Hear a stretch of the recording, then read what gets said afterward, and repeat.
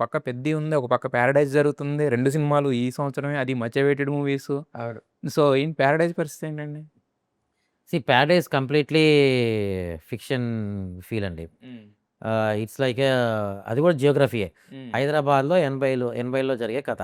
'Paradise' ఏరియానే. Original 'paradise' area ఇప్పుడు? No. No. No. No. ఆ!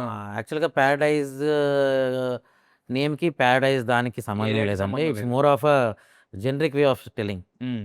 అంటే 'పారడైజ్' అని దేనంటాం, ఒక హ్యాపీయెస్ట్ ప్లేస్‌ని 'పారడైజ్' అంటాం. Okay. Maybe in that generic way of హ్మ్. మీనింగ్ వచ్చేలాగా అది. ఇట్స్ హ్మ్. నాట్ లైక్ 'పారడైజ్ జంక్షన్‌లో' జరుగుతుందని కాదు. హ్మ్. హ్మ్.